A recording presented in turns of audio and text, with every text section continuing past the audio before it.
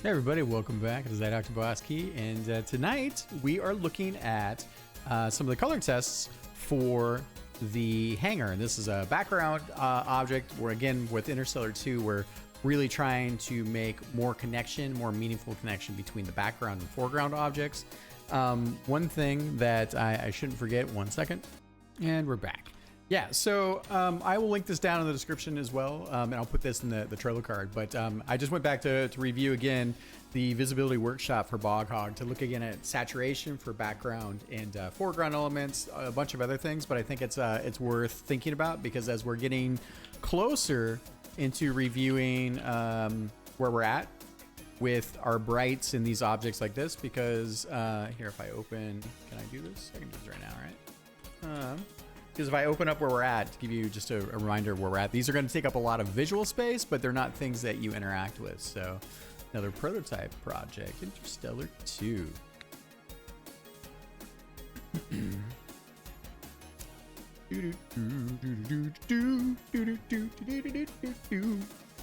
Come on, you can do this. Go fast.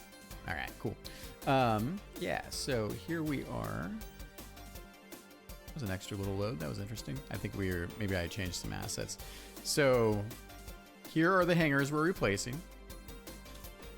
And so it's going to be super important. I mean, the good news is that we have the reds and the whites. We have the enemies are going to have the most brightness, coloration, and shadows. And then the background objects, right now, players won't be able to easily identify, so we need to make them feel like they're in the distance, even though they're a little bit bigger on screen. And then of course, as like the difference here, right? This is probably super important. So visually, we're still working on our colors, right? But this is an enemy over here, right? And this is a background object. Now there might be a case where even on the background object, we'll put some hover tanks, or something like that. Maybe. We might spawn things out of the hangar that come up. I don't know. We'll see. But nevertheless, because the player will never run into this, we don't want to bring the color spectrum of where their attention is to that point. So, good point here, right? So, yeah, cool. All right, unlike this big behemoth, which is amazing. There we go. All right, cool. And with that being said, so, and Bog Hog, quick shout out, anyone that's watching this channel, if you don't know who Bog Hog is, they are a fantastic game developer. We're working on their own beat 'em up right now, which is looking like it's gonna be a lot of fun.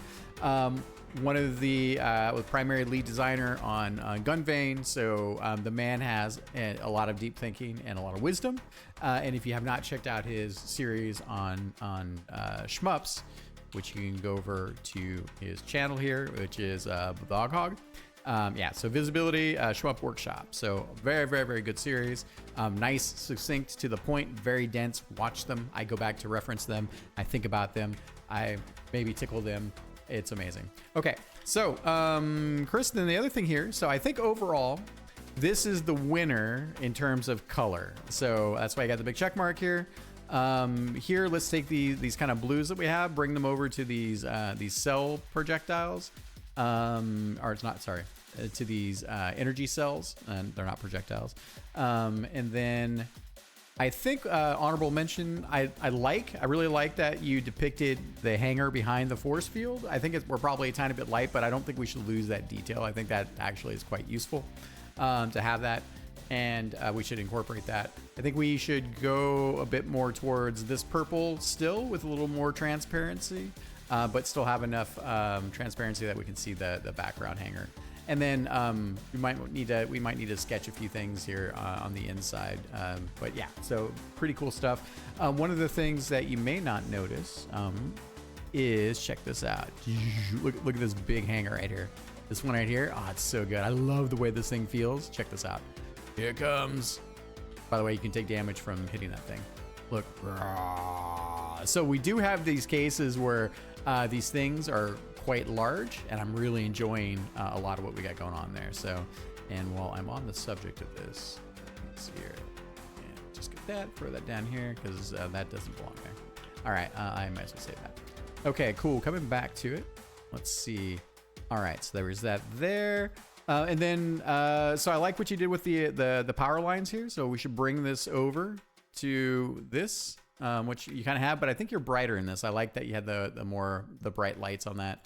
I also enjoyed a little bit more the color accents around these observatory windows underneath the array. So we'll bring those over.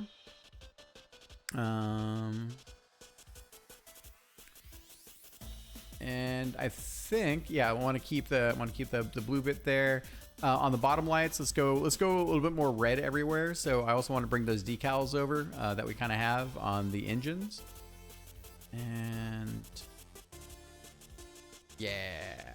Also, you might want to, in a version, try giving us a version here where, I don't know, maybe it might be, oh, that's a, hello, color pick. Gimme. So maybe we can try doing a version, and this may not be worthwhile. So, but you kind of have the breaking up the lines here, so that might be useful as well. So I don't know, food for thought. I can kind of see the lines that you have here. We can give it a try. I'm not super tied to it. Enjoy the deck lights. Also, I like the kind of runway, like traffic lights that we have on the deck here. Put them in the red color spectrum. And I think we're too much in the pink. So this here isn't about the color itself. It's just I like the way that you accented the kind of the outline for this. I think there I would try to do the accents in the blue. The blue with I think around the darker gray will be pretty cool there too. Yeah. I think that's it.